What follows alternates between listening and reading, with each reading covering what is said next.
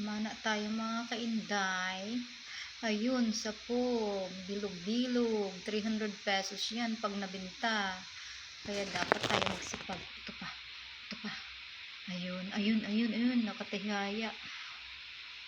Pink! Sapol ka ngayon, akala mo ha, hindi ako marunong magano ha, pana ha. Sige, ikot, ikot pa. Saan pa, saan pa? Sana swerte. Pag dumami na to, makakabili na tayo ng 1 kilong bigas. Tigas, may kasama pa siya. Oh, diba? Dalawa sila. Mag-boyfriend yan. Yan ang tinatawag na mag-boyfriend na mga isda. Ayun, may fish tail. Ayan, ito naman. Ito ang tinatawag na, oh, lapo-lapo again. Oh, diba? Finish na.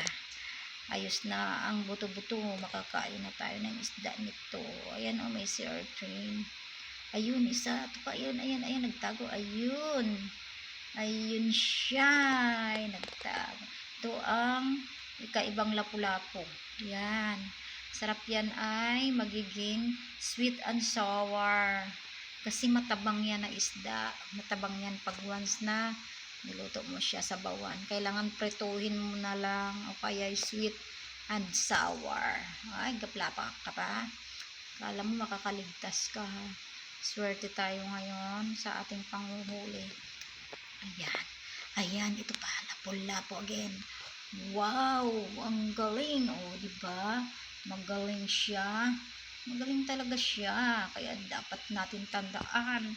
Lagi tayong mangmingwit upang hindi tayo magutom. Ay, pana pala. Pana lang ang gamitin. Red, lapo-lapo. Mahal yan. 300 isan yan. Nako, 2 kilong bigas. Ay, ano na. Hari, 4 kilong bigas yun. Ito pa, isa pa, isa. Sa pool, sa ulo. Ay, nawala na. Hindi makikita kasi bulabog niya ang ating karagatan. Hanap tayo iba. Ayun, ayun, ayun, ayun. Ayun siya. Nagtago. Alam niyang titirahin siya eh. Saan ba tayo? Saan na naman? Hanap tayo. Hanap tayo. Ayun. Ayun. Mukhang swerte tayo ngayon talaga. Diba? Kahit papaano. Pwede na. Masarap pag ganito sa araw-araw. No? Makahuli ka ng isda. Sa benta mo. Kikita ka ng 500 sa isang araw. Kontento na tayo. Mga friendship. At least nasa mabuti. Ayan. Bilog-bilog yan. Siguro mga 300. Hindi. 100 lang na. 100. Ayan siya. Bigat yan. Ayan ang tinatawag na botong. Botong sa gilayon. Yan. Kaya dapat natin tandaan kung paano tayo mamana ng isang isda. At least wala tayong nilalabag na batas sa ating karagatan. Ayan pa. Ayan. Nagtago. Ayun. Military fish yan. Huli ka ngayon. Kala mo ha. Hindi ka mahuhuli ha. Kahit sabing ikaw pang sundalo sa karagatan. Mahuhuli at mahuhuli ka pa rin.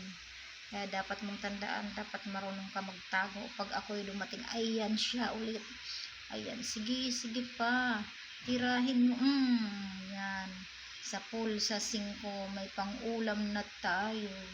Sa araw-araw. Ay, gabi pala. Isa. Ayan pa, guys. Yan ang tinatawag na tumbling fish. Ayan pa, isa pa, tulog-tulog pa itong isa. Saan na ba? Saan? Ayun, isa, tabuklot. Yan, tinatawag tabuklot, guys. Mahal yan pag binibinta. Akala nyo, ha? Yan. O, diba? Tabuklot fish.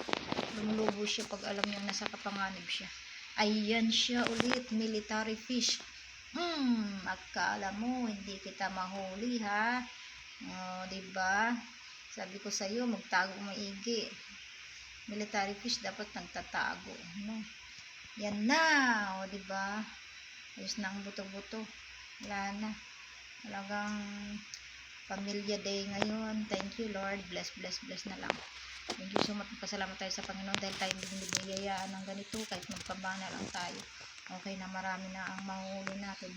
Basta sa palagay natin nasa tama ang ating ginagawa. O, diba? Yan. Diba?